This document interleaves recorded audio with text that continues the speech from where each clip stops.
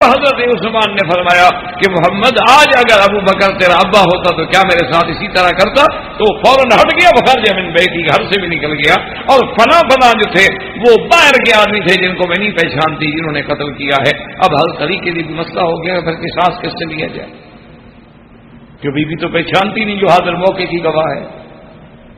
سب سے بڑا اس بات جو تھا وہ محمد ابن ابی بکر کا تھا، اور وہ تو بیوی کہتی ہے کہ محمد ابن ابی بکر نے قتل نہیں کیا۔ حضرت علی نے پھر بھی محمد ابن ابی بکر کو بلا، اس نے کہا واللہ ما قتل، میرا خدا گواہ ہے کہ میں نے ان کو قتل نہیں کیا، میں نے ضرور پکڑا ہے، میں غصے میں تھا کہ مجھے گورنر بنا کے پھر قتل کرنے کا آرڈر دے رہے ہیں، لیکن میں نے قتل نہیں کیا ہے۔ انہوں نے کہا کہ کون کون داخل؟ انہوں نے کہا تو باہر تو 150 آدمی تھا، اور میں تو جب ابو بکر کا نام آیا تو میں تو پھر آنکھیں نیچے کر کے باہر نکل آیا۔ تو حضرت عثمان رضی اللہ تعالیٰ عنہ قتل مظلوما،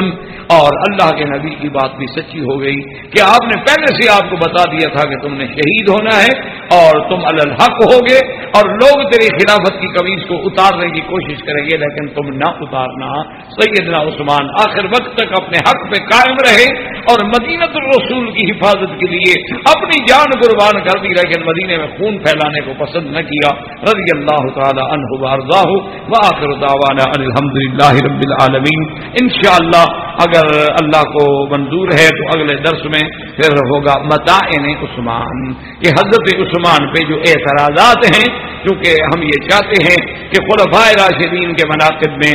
ایک اللہ کی قدرت سے، اللہ کی توفیق سے ایک جامع چیز آ جائے کہ جب دنیا کے سامنے وہ جائے تو کم از کم وہ متاعن بھی پڑھ سکے، ورنہ چونکہ سیرت کی کتابوں میں آپ کو متاعن نہیں ملیں گے، اور جن کتابوں میں متاعن ہوتے ہیں وہاں سیرت نہیں ہوتی، کیونکہ وہ الگ کتابیں ہوتی ہیں، وہ الگ کتابیں ہوتی ہیں۔ لیکن اس لیے ہم اپنی طرف سے کوشش کریں گے، باقی تو اللہ کے ہاتھ میں ہے، وہی ہوگا جو اللہ توفیق دیں گے۔ وآخر دعوانا الحمدللہ رب العالمین۔ برادران اسلام، واجب الاحترام بزرگوں، دوستوں، عزیز نوجوانوں، خلفائے راشدین کی فضیلت، منقبت، عظیمت کے ضمن میں ہم اپنے دروس کا جو سلسلہ اللہ کی رحمت سے جاری کیے ہوئے ہیں، وہ سابقہ درس میں اختصار سے سیدنا عثمان رضی اللہ تعالی عنہ کے مناقب، فضائل اور آخر میں حضرت کی شہادت بیان الحمدللہ ہو گئی۔ آج کے درس میں متاعن سیدنا عثمان،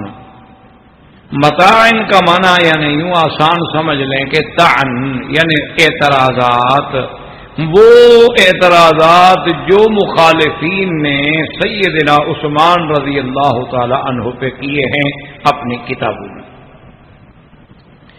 اور خدا کی قدرت یہ ہے کہ جیسے ہم اہل سنت والجماعت کے لیے ایک بہت بڑا مشکل ہے کہ ہم اہل سنت والجماعت کا عقیدہ رکھنے والے الحمدللہ صحابہ کے بھی غلام، اہل بیت کے بھی غلام، ہمارے دلوں میں جیسے اصحاب رسول کا، خلفائے راشدین کا اکرام و احترام ہے، اسی طرح سیدنا علی، اولاد علی، سیدنا حسن، سیدنا حسین، سیدہ فاطمہ، ان کی اولاد، ان کی ذریات، ان کے خاندان کا بھی احترام کہ وہ اہل بیت رسول ہیں۔ اسی لیے اب ہمارا جو مشکل مسئلہ ہے اس کو آپ ذہن میں رکھیں، وہ یہ ہے کہ ایک طرف تو ہم پر وہ لوگ اعتراض کرتے ہیں جن کو اہل بیت سے محبت میں غلب ہے اور صحابہ سے اختلاف ہے، یعنی روافض ہو گئے، شیعہ حضرات ہو گئے،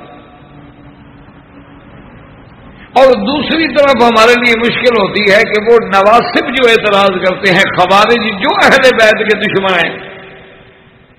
وہ صحابہ کو مانتے ہیں لیکن اہل بیت کے دشمن ہیں،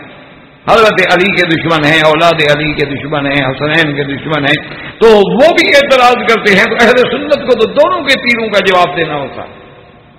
کیونکہ ہم جو دونوں کو مانتے ہیں، ہم جیسے صحابہ کو مانتے ہیں ویسے اہل بیت کو مانتے ہیں۔ اب صحابہ پہ کوئی اعتراض کرے کہ چلو شالی کرے تب بھی ہمیں جواب دینا، اور اگر خدا نہ خواستہ اللہ نہ کرے کوئی اہل بیت رسول پہ حملہ کرے تب بھی ہم نے جواب دینا ہے۔ تو اس لیے متاعن بھی دونوں طرف سے ہوتے ہیں۔ تو بہرحال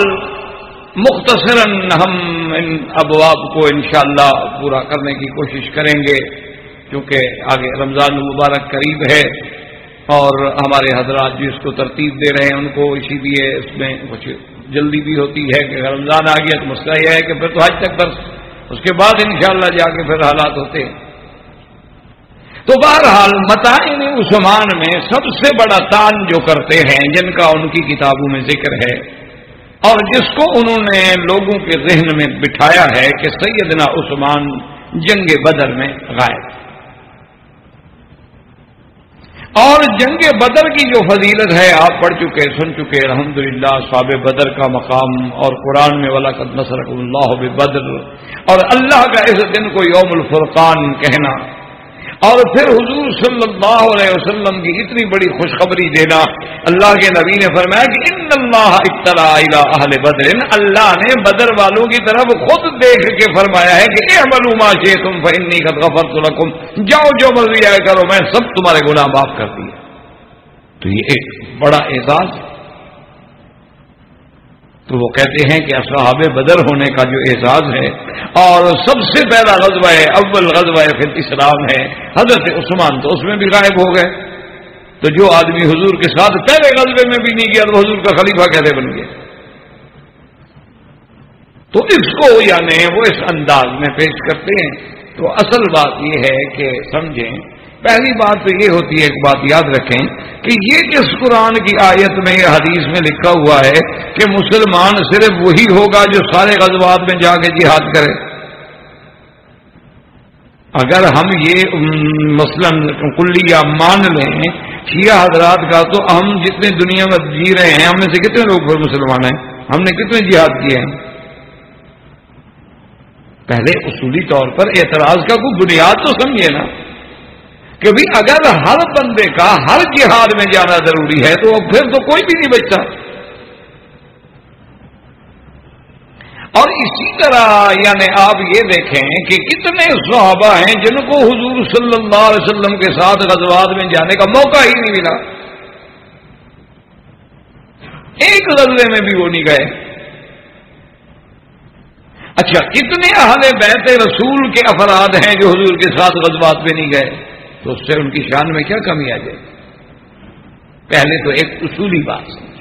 کہ بھی اگر کسی غزوے میں کوئی صحابی کسی بنا پہ نہیں جا سکا تو مانا یہ ہوگا زیادہ سے زیادہ آپ یہ کہہ لیں گے کہ اس کو وہ فضیلت نہ ملی، وہ ثواب نہ ملا، وہ اجر و مثوبت نہ ملی، لیکن اس کا کوئی جرم تو نہیں ہو گیا نہ جانا۔ ایک دوسری بات یہ ہے کہ ہاں وہ یہ کہتے ہیں کہ جی جرم تو ہے، حضرت کعب ابن مالک پہ پھر حضور کیوں ناراض ہوئے؟ تو بات یہ ہے کہ جہاں اللہ کا نبی حکم دے اور آپ نہ جائیں پھر تو جرم ہے۔ بات کو سمجھے، جیسے کہ غزوہ تبوک میں حضور صلی اللہ علیہ وسلم نے حکم دیا سب کو، پھر صحابہ جو پیچھے رہ گئے تو ان کے لیے حضور ناراض ہوئے، اور جب تک اللہ کی طرف سے منظوری نہ آئی حضور نے ان کی توبہ قبول نہ فرمائی۔ وہ تو تعمیل حکم میں انہوں نے تساہل کیا ہے، بدر میں تو حضور کا ارادہ ہی نہیں ہے غزوے کا۔ بدر کی بات تو صرف اتنا تھی کہ حضور صلی اللہ علیہ وسلم کو خبر ملی کہ ابو سفیان ایک تجارتی قافلے کے ساتھ اسی راستے سے شام سے مدینے کے قریب ہوتے ہوتے مکہ جا رہا ہے، اور اس قافلے میں تمام مکے والوں کا مال شامل ہے، اور اس قافلے میں کوئی قریش کا بچہ نہیں جس نے پیسہ نہیں ڈالا ہے، اور اس کا مقصد یہ ہے کہ اس تجارتی سامان کو بیچنے کے بعد ہم حضور پہ حملہ کریں۔ تو گویا وہ صرف تجارتی قافلہ نہیں تھا بلکہ اگلی جنگ لڑنے کے لیے تیاری کا سامان بھی تھا۔ تو حضور نے حکم دے دیا کہ اچھا ہے کہ ان کے قافلے کو کاٹ دو تاکہ نہ اتنا طاقت آئے اور نہ مسلمانوں پہ حملہ کریں، کیونکہ آج کل سب سے بڑی طاقت تو دولت ہے، پیسہ۔ تو اب غزوے کا تو مسئلہ ہی نہیں، یہ تو راستے میں جب حضور صلی اللہ علیہ وسلم تشریف لے گئے، اللہ تبارک و تعالیٰ کی تقدیر کو یہی منظور تھا کہ ابو سفیان نے آدمی بھیجے، ابو جہل جنگ کے لیے تیار ہو کے نکل پڑا، ابو سفیان کا قافلہ نکل گیا، لیکن اللہ نے دونوں کو ٹکرا دیا۔ تو اب وہاں جا کے غزوہ ہو گیا، ورنہ مدینے سے نکلتے وقت تو غزوہ ہی نہیں۔ اور دوسری بات یہ یاد رکھیں کہ عثمان کو تو اللہ نے وہ شان دی ہے کہ سیدنا عثمان رضی اللہ تعالی عنہ اسی غزوہ بدر کے لیے بھی تیار ہوئے، حضور کے لیے ساتھ جانے کے لیے حاضر ہو گئے۔ حضور نے حکم دیا کہ تم نہ جاؤ کہ تمہاری بی بی رقیہ بیمار ہے، حضور کی بیٹی ہے اور زوج حضرت عثمان ہیں، ان کو شدید بیماری ہے، تکلیف ہے، تم ان کے ساتھ کون رہے گا، تم ان کی عیادت کے لیے رہ جاؤ۔ انہوں نے کہا حضور میں پھر اتنے بڑے سفر سے، اور پہلا سفر ہے آپ کا، ہو سکتا ہے وہاں جنگ ہو جائے تو میں رہ جاؤں گا۔ حضور نے فرمایا کہ نہیں، میں اللہ کا نبی تمہارے لیے یہ فیصلہ کرتا ہوں کہ تم یہاں رہ کر اپنی زوجہ اور میری بیٹی کی عیادت کرو، جنگ بدر اگر ہو گئی لک اجرہ وسامہ، اس کے ثواب بھی اللہ تمہیں دیں گے اور جو مال غنیمت کا حصہ ہوگا وہ بھی تمہیں ملے گا۔ تو حضور صلی اللہ علیہ وسلم نے ان کو باقاعدہ حصہ دیا صاحب بدر کے مال غنیمت سے، کیونکہ حضور وعدہ فرما کے چلے۔ تو پھر یہ اعتراض کرنا کہ حضرت عثمان رضی اللہ تعالیٰ عنہ بدر میں نہیں گئے تو یہ تو بلا وجہ ایک اعتراض ہے، تو ورنہ وہ تو اتنا بڑی شان ہے۔ اچھا خدا کی شان دیکھیں، مدینہ منورہ میں اسی دن خبر پہنچی جنگ بدر میں کامیابی کی جس دن بی بی رقیہ فوت ہو، بی بی رقیہ کی وفات رضی اللہ تعالی عنہا۔ تو لہذا یہ تان جو ہے حقیقتاً اس کی کوئی حقیقت بھی نہیں ہے، یہ تو محض ایک بربنائے بغض ہے۔ اور جب آدمی بغض کی، یعنی آپ دیکھیں نا، اگر آپ سرخ رنگ کا شیشہ لگا لیں اینک میں تو سارا ملک سرخ ہی نظر آئے، اور اسی وقت آپ شیشہ سبز بدل لیں تو پھر سب کوئی آپ کو سبز نظر آئے۔ تو یہ تان جو ہے اس کی بھی کوئی حقیقت نہیں۔ اب اسی طرح دوسرا اعتراض جو سیدنا عثمان کے دل میں لگایا جاتا ہے وہ یہ ہے، وہ کہتے ہیں کہ جی حضور صلی اللہ علیہ وسلم کی حدیث مبارک ہے کہ جنگ کے میدان میں پیٹھ دے کے بھاگ جانا جو ہے یہ گناہ کبیرہ ہے۔ بالکل تولی عن الذهب جو ہے، یعنی جنگ میں آدمی بھاگ جائے، ہاں ایک ہوتا ہے کہ پیچھے ہٹ گیا ہے تاکہ پھر حملہ کروں، جنگی چال ہے تو وہ جرم نہیں ہوتا۔ ایک یہ ہے کہ ہم کمزور تھے، طاقت نہیں تھی، ہم ہٹ گئے کہ چلو بھی ہم جائیں واپس آ کے تیاری کر کے دشمن سے حملہ کریں، تو وہ بھی بھاگنا نہیں ہوتا۔ بھاگنا یہ ہوتا ہے کہ ہم میدان میں ہیں اور یہ بھی یاد رکھیں کہ ایک کا مقابلہ دو سے ہو۔ اِنْ مِنْكُمْ أَلْفٌ يَغْلِبُوا أَلْفَيْنِ، اب یہ تو نہیں کہ ایک کا مقابلہ 1000 سے 10,000 سے ہو۔ اگر ایک کے مقابلے پر 2 سے زیادہ لوگ آ گئے اور ہم پیچھے ہٹ گئے تو پھر بھی گناہ نہیں ہوتا۔ گناہ تب ہوتا ہے کہ اللہ نے مسلمان کو اتنی قوت بہرحال کمزوری کے باوجود بھی دے دی ہے کہ ہمارا ایک جو ہے دشمن کے 2 کے مقابلے پہ بھاری ہے۔ تو اب وہ اعتراض کرتے ہیں کہ جب سیدنا عثمان رضی اللہ تعالیٰ عنہ جنگ احد میں بھاگ گئے تو گناہ کبیرہ کے مرتکب ہو گئے، اور جب آدمی گناہ کبیرہ کا مرتکب ہو جائے نعوذ باللہ تو وہ تو فاسقین میں ہو جاتا ہے، اور پھر وہ خلفائے راشدین میں کیسے شمار ہوگا۔ تو یہ اعتراض سیدنا عثمان ذی النورین رضی اللہ تعالیٰ عنہ پر حضرات جو ہے وہ کرتے ہیں، اللہ تبارک تعالیٰ ہدایت دے۔ اچھا اس بات کی حقیقت جو ہے وہ یہ ہے، آپ کو الحمدللہ سیرت النبی کے بعض دروس اگر آپ کے کچھ ذہن میں ہوں گے تو جنگ احد بھی تھوڑی بہت ذہن میں ہوگی۔ اصل بات یہ تھی کہ جنگ احد جو ہے یہ ایک اتنا بڑا ابتلا ہے، اتنا بڑا اختبار ہے، اتنا بڑا امتحان ہے کہ جب یہ بات شہرت پکڑ گئی کہ حضور پاک شہید ہو گئے، کیونکہ ابو عامر راہب نے اپنے دوستوں سے کافروں سے کہا تھا کہ میدان جنگ میں تم تھوڑے تھوڑے فاصلے پر تھوڑے تھوڑے گڑھے بھی کھدوا دو۔ انہوں نے کہا کہ کیوں؟ انہوں نے کہا تمہیں تو پتا ہوگا نا کہ یہاں گڑھا ہے، یہاں گڑھا ہے، یہاں گڑھا ہے، اوپر تھوڑی سی کوئی چیز ڈال دو۔ لیکن مسلمانوں کو تو پتا نہیں ہوگا، وہ لڑتے لڑتے آئیں گے تو گڑھے گر جائیں گے، جب گریں گے تو طاقت ختم ہو گئی۔ تو خدا کی قدرت یہ ہے کہ ان کے ہوتے ہوئے گڑھوں میں حضور صلی اللہ علیہ وسلم بھی گر گئے، اور حضور صلی اللہ علیہ وسلم کے دندان مبارک بھی شہید ہوئے۔ حضور صلی اللہ علیہ وآلہ آلہ واصحابہ وسلم تسلیما کثیرا کا رخسار بھی شہید ہوئے، آپ کے سر مبارک میں بھی زخم آئے، تو حضور صلی اللہ علیہ وسلم کا بدن خون مبارک سے بھر گیا، اور دشمنوں نے ایک بات مشہور کر دی کہ قتل محمد صلی اللہ علیہ وسلم کہ محمد مصطفیٰ شہید ہو گئے۔ اسی لیے ابو سفیان چیخ چیخ کے کہہ رہا تھا هل فیکم محمد مصطفیٰ ہیں؟ حضور نے فرمایا جواب نہ دو۔ تو اس کے بعد اس نے کہا هل فیکم ابی بکر، ابو بکر زندہ ہیں؟ حضور نے جواب نہ دو۔ اس نے پھر پوچھا کہ هل فیکم عمر زندہ ہیں؟ حضور نے فرمایا مت جواب۔ اب ابو سفیان اترا گیا کہ اچھو اللہ کا نبی بھی شہید ہو گئے، ابو بکر بھی شہید ہو گئے، عمر بھی شہید ہو گئے، تو پھر ہم نے تو بازی جیت لی۔ اس کے بعد اس نے بڑے زور سے پھر وہ نعرہ لگایا اپنا کافرانہ کہ لنا العزا ولا عزا لکم، کہ آج عزا خدا نے ہمیں عزت دی ہے، چونکہ تمہارے ساتھ خدا عزا نہیں ہے، اس لیے تم ہار گئے، ہم جیت گئے۔ تو حضرت عمر نے کہا یا رسول اللہ اب تو صبر نہیں ہوتا۔ تو حضور نے فرمایا اچھا جواب دو اللہ مولانا ولا مولا لکم۔ تو جب یہ بات شہرت پکڑ جائے کہ اللہ کے نبی شہید ہو گئے، ابو بکر و عمر شہید ہو گئے، تو کس کے پاؤں ٹکیں گے؟ جس وقت آدمی کا صرف بادشاہ نہیں بلکہ محمد مصطفیٰ صلی اللہ علیہ وسلم جو دین کے بھی بادشاہ، دنیا کے بھی بادشاہ، اور جن کو اللہ تبارک و تعالیٰ نے سید الاولین والآخرین بنایا ہے اور خاتم النبیین بنایا ہے، اس کے بارے میں صحابہ یہ سن لیں کہ حضور شہید ہو گئے، تو کیا خیال ہے آپ کو ان کے ذہن پہ کیا گزری ہو؟ اور پھر یہ دیکھا جائے کہ کیا صرف سیدنا عثمان بھاگ گئے؟ اس میں تو صحابہ کی بڑی بڑی جماعتیں بھاگ گئے۔ لیکن اللہ تبارک و تعالی نے قرآن میں نص قطعی میں فرماتے کہ وَلَقَدْ عَفَا اللَّهُ عَنْهُمْ، اللہ نے فرمایا ہم نے معاف کر دیا محمد مصطفیٰ، تیرے ساتھیوں سے غلطی ہو گئی، ان کے پاؤں اکھڑ گئے،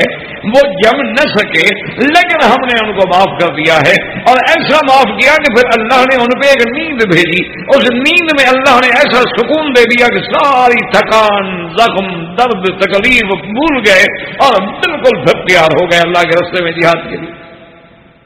تو جن پر اللہ راضی ہو کے سکینہ نازل کر دیں، اللہ تبارک و تعالی معافی کا اعلان فرما دیں، اور حضور صلی اللہ علیہ وسلم نے بھی کسی بھاگنے والے کو تانا نہیں دیا، کسی پہ ناراضگی کا اظہار نہیں کیا، بلکہ انہی آیات کے بعد اللہ نے نبی کو حکم دیا فَشَاوِرْهُمْ فِي الْأَمْرِ فَإِذَا عَزَمْتَ فَتَوَكَّلْ عَلَى اللَّهِ۔ اللہ کے نبی ایسا نہ ہو کہ صحابہ سے ناراض ہو جائے ان کی غلطی سے، آئندہ بھی جو بڑے سے بڑا کام ہو، کیونکہ صحابہ کے مشورے سے حضور عہد میں آئے تھے، حضور تو نہیں چاہتے تھے مدینے سے باہر آنا، صحابہ نے کہا تھا کہ نہیں یا رسول اللہ ہم باہر جا کے لڑیں گے، تو اللہ نے فرمایا کہیں ان کے اس مشورے کی وجہ سے ناراض ہو کے صحابہ سے مشورہ لینا چھوڑ دو، نہ تیرے صحابہ کا مقام اتنا بلند ہے کہ جو بھی کام کرو ان کے مشورے سے کرنا۔ تو جب اللہ معاف کر دے، اللہ حکم دے کہ ان کو مشیر بناؤ، اللہ حکم دے کہ میرا بدنی ہے تیرے صحابہ کا وہ مرتبہ ہے کہ ہر کام میں ان کے ساتھ مشورہ کرو، تو پھر اس بات کا تان دینا یہ کوئی نہ عقل ہے اور نہ اخلاق ہے اور نہ کسی اسلامی قاعدے کے مطابق اعتراض کرنا جائز۔ تو یہ اعتراض بھی ان کا جو ہے فرار احد کا، اس کی بھی کوئی حقیقت نہیں ہے اور نہ اس میں کوئی وزن ہے۔ جب نفس میں معافی آ جائے تو بات ختم ہو، جب اللہ تبارک و تعالیٰ خود فیصلہ فرما دے اور اتنا مؤکد فیصلہ کر دیں کہ وَلَقَدْ عَفَا اللَّهُ عَنْهُمْ، یعنی واقعیہ لام ابتدائیہ قد حرف تحقیق، اور پھر عفا ماضی کا سکھا، اللہ معاف کر چکا ہے، ان کو معافی دے چکا، یعنی کہ آئندہ دیں گے، یعفو عنہم نہیں عفا اللہ عنہم، اللہ نے معافی ان کو دے دی۔ تو یہ دان جو ہے اس کی بھی کوئی حقیقت نہیں، سیدنا عثمان رضی اللہ عنہ۔ اچھا، اسی طرح ایک تیسرا دان وہ کرتے ہیں، وہ بھی بڑا عجیب دان ہے۔ وہ کہتے ہیں کہ جی قرآن پاک میں جو آیا ہے مقام بیعت رضوان کا، جن لوگوں نے بیعت کی اور ایک ان کا ہاتھ تھا، ایک حضور صلی اللہ علیہ وسلم کا ہاتھ ہے اور اس کے بعد ایک اللہ کا ہاتھ ہے، اور اللہ نے ان کی رضا کی سرٹیفکیٹ دیا کہ لقد رضی اللہ عن المؤمنین اذ یبایعونک تحت الشجرہ۔ وہ کہتے ہیں اس میں بھی حضرت عثمان نہیں ہے، وہ کہتے ہیں بدر میں بھی نہیں ہے،